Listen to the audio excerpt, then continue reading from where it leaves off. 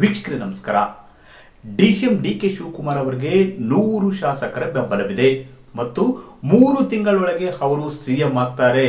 ಯಾವುದೇ ಕಾರಣಕ್ಕೂ ಸಿಎಂ ಆಗದೆ ತಪ್ಪಿಸಿಕೊಳ್ಳುವುದಿಲ್ಲ ಮತ್ತು ಅಧಿಕಾರ ಹಂಚಿಕೆ ಸೂತ್ರದಂತೆ ಡಿಸಿಎಂ ಡಿಕೆ ಶಿವಕುಮಾರ್ ಅವರು ನವೆಂಬರ್ ಒಳಗೆ ಸಿಎಂ ಆಗ್ತಾರೆ ಅಂತ ಡಿಸಿಎಂ ಡಿಕೆ ಶಿವಕುಮಾರ್ ಬಣದ ನಾಯಕರು ಹೇಳಿಕೆ ಮೇಲೆ ಹೇಳಿಕೆ ನೀಡುತ್ತಿದ್ದಾರೆ.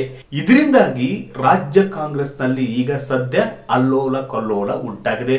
ಒಂದು ಕಡೆ ಅನುದಾನಕ್ಕಾಗಿ, ಮತ್ತೊಂದು ಕಡೆ ಜಿಲ್ಲಾ ಉಸ್ತುವಾರಿ ಸಚಿವರ ವಿರುದ್ಧ ಶಾಸಕರು ಸಿಡಿದೆದ್ದಿರುವ ಬೆನ್ನಲ್ಲೇ ಡಿಸಿಎಂ ಡಿಕೆ ಶಿವಕುಮಾರ್ ಬಣದ ಶಾಸಕರು ತುಂಬಾ ಆಕ್ಟಿವ್ ಆಗಿದ್ದಾರೆ. ಯಾಕಂದ್ರೆ ಇದೇ ಮೂಮೆಂಟು ಇಂಥದ್ದೊಂದು ಧ್ವನಿ ಎತ್ತಿದ್ರೆ ಡಿಸಿಎಂ ಡಿಕೆ ಶಿವಕುಮಾರ್ ಅವರು ಅಧಿಕಾರ ಹಂಚಿಕೆ ಸೂತ್ರದಂತೆ ಬೇಗ ಸಿಎಂ ಆಗ್ತಾರೆ ಅಂತ ಶಿವಕುಮಾರ್ ಬಣದ ಶಾಸಕರು ಧ್ವನಿ ಎತ್ತಿದ್ದಾರೆ. ಇದೆಲ್ಲದರ ನಡುವೆ ರಾಜ್ಯ ಉಸ್ತುವಾರಿ ಆಗಿರುವ ರಣದೀಪ್ ಸುರ್ಜೇವಾಲಾ ಅವರು ಕೂಡ ಶಾಸಕರ ಅಭಿಪ್ರಾಯ ಸಂಗ್ರಹಿಸಿರುವುದು ಕೂಡ ರಾಜಕೀಯ ವಲಯದಲ್ಲಿ ದೊಡ್ಡ ಸಂಚಲನ ಮೂಡಿಸಿದೆ. ಅದು ರಾಜ್ಯ ಕಾಂಗ್ರೆಸ್ನಲ್ಲಿ ನಾಯಕತ್ವ ಬದಲಾವಣೆ ಆಗುತ್ತಾ ಎಂಬ ಅನುಮಾನಕ್ಕೆ ಕೂಡ ಎಡೆ ಮಾಡಿಕೊಟ್ಟಿದೆ. ಅಷ್ಟೇ ಅಲ್ಲ, ಈ ಒಂದು ವಿಷಯ ರಾಷ್ಟ್ರ ಮಟ್ಟದಲ್ಲಿ ಕೂಡ ಸುದ್ದಿಯಾಗತೊಡಗಿದೆ. ಆದರೆ ಕಾಂಗ್ರೆಸ್ನಲ್ಲಿ ಇಷ್ಟೆಲ್ಲ ಬೆಳವಣಿಗೆ ನಡೀತಿರುವ ಹೊತ್ತಿನಲ್ಲಿ ಸಿಎಂ ಹುದ್ದೆಗಾಗಿ ತಮ್ಮದೇ ಬಣದ ಶಾಸಕರು ಧ್ವನಿ ಎತ್ತಿರುವ ಬೆನ್ನಲ್ಲೇ ಡಿಸಿಎಂ ಡಿಕೆ ಶಿವಕುಮಾರ್ ಅವರು ಉಲ್ಟಾ ಹೊಡೆದಿದ್ದಾರೆ. ಆದರೆ ಡಿಸಿಎಂ ಡಿಕೆ ಶಿವಕುಮಾರ್ ಅವರು ನೀಡಿರ್ತಕ್ಕಂಥ ಈ ಒಂದು ಹೇಳಿಕೆ ಮತ್ತೊಂದಷ್ಟು ಸಂಚಲನ ಮೂಡಿಸಿದೆ. ಹಾಗಾದ್ರೆ ಡಿಸಿಎಂ ಡಿಕೆ ಶಿವಕುಮಾರ್ ಅವರು ಇಂಥದ್ದೊಂದು ಹೇಳಿಕೆ ನೀಡಿರುವುದಕ್ಕೆ ಕಾರಣವಾದ್ರು ಏನು, ಮತ್ತೆ ಡಿಸಿಎಂ ಡಿಕೆ ಶಿವಕುಮಾರ್ ನೀಡಿರುವ ಹೇಳಿಕೆಯಾದರೂ ಏನು? ವೀಕ್ಷಕರೇ, ಡಿಸಿಎಂ ಡಿಕೆ ಶಿವಕುಮಾರ್ ಅವರು ಒಂದು ಹೇಳಿಕೆ ನೀಡಿದರೆ, ನಾನು ಸಿಎಂ ಆಗುವುದಕ್ಕೆ ಆತುರವಿಲ್ಲ, ಸಿಎಂ ಪಟ್ಟದ ಮೇಲೆ ಕೂತ್ಕೊಳ್ಳುವುದಕ್ಕೆ ನನಗೆ ಆತುರವಿಲ್ಲ ಮತ್ತು ಸಿಎಂ ಸಿದ್ದರಾಮಯ್ಯನವರ ಕೈ ಬಲಪಡಿಸುತ್ತೇವೆ. ಈ ರೀತಿಯ ಹೇಳಿಕೆ ನೀಡುವವರಿಗೆ ನಾನು ಎಚ್ಚರಿಕೆ ನೀಡುತ್ತಿದ್ದೇನೆ, ಇನ್ನು ಮುಂದೆ ನೀವು ಮಾತನಾಡಬೇಡಿ ಅಂತ ಡಿಸಿಎಂ ಡಿಕೆ ಶಿವಕುಮಾರ್ ಹೇಳಿರುವುದು ಮತ್ತೊಂದು ತಿರುವು ಪಡೆದುಕೊಂಡಿದೆ. ಅಷ್ಟಕ್ಕೂ ಡಿಸಿಎಂ ಡಿಕೆ ಶಿವಕುಮಾರ್ ಅವರು ಇಂಥದ್ದೊಂದು ಹೇಳಿಕೆ ನೀಡುವುದಕ್ಕೆ ಕಾರಣಗಳು ಕೂಡ ಇವೆ. ಹೇಳಿಕೆಯಲ್ಲಿ ಡಿಸಿಎಂ ಡಿಕೆ ಶಿವಕುಮಾರ್ ಅವರು ಚಾಣಕ್ಯ ರಾಜಕಾರಣ, ಸದ್ಯದ ಮಟ್ಟಿಗೆ ಕಾಂಗ್ರೆಸ್ ಕಂಡಂತಹ ಚಾಣಕ್ಯ ರಾಜಕಾರಣ ಅಂದ್ರೆ ಅದು ಡಿಸಿಎಂ ಡಿಕೆ ಶಿವಕುಮಾರ್. ಯಾವ ಸಂದರ್ಭದಲ್ಲಿ ಯಾವ ಪಟ್ಟು ಉರುಳಿಸಿ ತನ್ನ ಕಾರ್ಯವನ್ನು ಸಾಧಿಸಿಕೊಳ್ಳುವುದು ಡಿಸಿಎಂ ಡಿಕೆ ಶಿವಕುಮಾರ್ ಅವರಿಗೆ ತುಂಬಾ ಗೊತ್ತಿದೆ.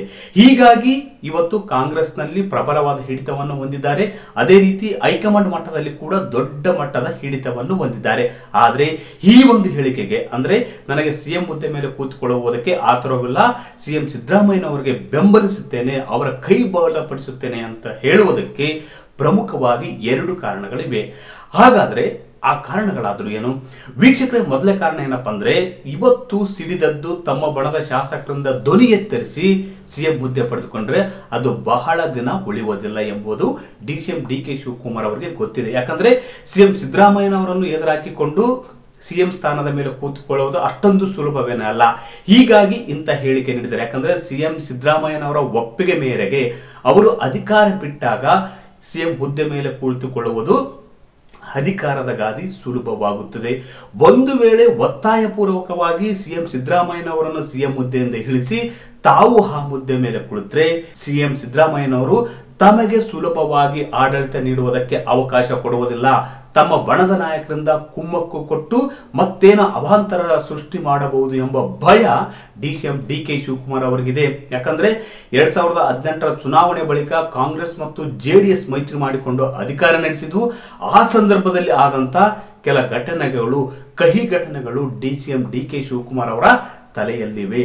ಹೀಗಾಗಿ ನಾನು ಸಿಎಂ ಕೈ ಬಲಪಡಿಸುತ್ತೇನೆ ಮತ್ತು ಸಿಎಂ ಹುದ್ದೆ ಮೇಲೆ ಕುಳಿತುಕೊಳ್ಳುವುದಕ್ಕೆ ನನಗೆ ಆತುರವಿಲ್ಲ ಅಂತ ಹೇಳಿಕೆ ನೀಡಿದ್ದಾರೆ. ಯಾಕಂದ್ರೆ ಆತುರಪಟ್ಟು ಸಿಎಂ ಹುದ್ದೆ ಮೇಲೆ ನಾನು ಕುಳಿತುಕೊಂಡ್ರೆ ಸಿಎಂ ಸಿದ್ದರಾಮಯ್ಯನವರನ್ನು ಕೆಳಗಿಳಿಸಿದ್ರೆ ಅವರು ಕೆರಳಿ ಕೆಂಡವಾಗಿ ನನ್ನ ಸ್ಥಾನಕ್ಕೂ ಮುಂದಿನ ದಿನಗಳಲ್ಲಿ ಕುತ್ತು ತರಬಹುದು, ಅವರ ಬಣದ ನಾಯಕರಿಂದ ಹುದ್ದೆಗೆ ಕುತ್ತು ತರುವ ಸಾಧ್ಯತೆ ಹೆಚ್ಚು ಎಂಬ ದೂರದೃಷ್ಟಿಯಿಂದ ಡಿಸಿಎಂ ಡಿಕೆ ಶಿವಕುಮಾರ್ ಅವರು ಇಂಥದ್ದೊಂದು ಹೇಳಿಕೆ ನೀಡಿದ್ದಾರೆ. ಅದೇ ರೀತಿ ಡಿಸಿಎಂ ಡಿಕೆ ಶಿವಕುಮಾರ್ ಅವರು ಇಂಥದ್ದೊಂದು ದಾಳ ಉಳಿಸುವುದಕ್ಕೆ 2ನೇ ಕಾರಣ ಏನಪ್ಪಾ ಅಂದ್ರೆ, ಒಂದು ವೇಳೆ ಆತುರಪಟ್ಟು ನಾನು ಸಿಎಂ ಹುದ್ದೆ ಮೇಲೆ ಕುಳಿತರೆ ಸಿಎಂ ಸಿದ್ದರಾಮಯ್ಯನವರು ತಮ್ಮ ಬಣದ ನಾಯಕರನ್ನು ಕಾಂಗ್ರೆಸ್ ಬಿಟ್ಟು ಬೇರೆಡೆ ಕಳಿಸಬಹುದು ಮತ್ತು ತಮ್ಮ ವಿರುದ್ಧ ಬಂಡಾಯ ಸಾರುವುದಕ್ಕೆ ಕುಮ್ಮಕ್ಕು ನೀಡುವ ಸಾಧ್ಯತೆ ಇದೆ ಎಂಬ ದೂರದ ಆಲೋಚನೆಯನ್ನು ಡಿಸಿಎಂ ಡಿಕೆ ಶಿವಕುಮಾರ್ ಹೊಂದಿದ್ದಾರೆ. ಹೀಗಾಗಿ ಯಾವುದೇ ಕಾರಣಕ್ಕೂ ಬಿಜೆಪಿಗೆ ಅಧಿಕಾರವನ್ನು ಬಿಟ್ಟು ಕೊಡಬಾರದು. ಯಾಕಂದ್ರೆ ಸಿದ್ದರಾಮಯ್ಯ ಒಂದು ವೇಳೆ ಸಿದ್ದರಾಮಯ್ಯ ಬಣದ ನಾಯಕರು ಸಿಡಿದೆದ್ದು ಬಿಜೆಪಿ ಜೊತೆ ಕೈ ಜೋಡಿಸಿದ್ರೆ ತಮಗೆ ಅಧಿಕಾರದ ಕುರ್ಚಿ ತಪ್ಪಿ ಹೋಗಲಿದೆ ಎಂಬ ಅನುಮಾನ, ಶಂಕೆಯನ್ನು ಹೊಂದಿದ್ದಾರೆ. ಹೀಗಾಗಿ ಸಿಎಂ ಸಿದ್ದರಾಮಯ್ಯನವರಿಂದ ಸ್ವತಃ ಮನಪೂರ್ವಕವಾಗಿ ಅವರು ಅಧಿಕಾರ ಬಿಟ್ಟುಕೊಟ್ಟಾಗ ಮಾತ್ರ ಅದನ್ನು ನಾನು ಸುಲಭವಾಗಿ ಚಲಾಯಿಸಬಹುದು ಮತ್ತು ಬಹು ಗಾಂಭೀರ್ಯದಿಂದ, ಬಹು ಹಿಡಿತದಿಂದ ಮತ್ತು ಎಲ್ಲರ ಸಮ್ಮುಖ ಸಮನ್ವಯತೆ ಸಹಕಾರದಿಂದ ನಡೆಸಬಹುದು ಎಂಬ ದೂರದೃಷ್ಟಿಯನ್ನು ಡಿಸಿಎಂ ಡಿಕೆ ಶಿವಕುಮಾರ್ ಅವರು ಹೊಂದಿದ್ದಾರೆ.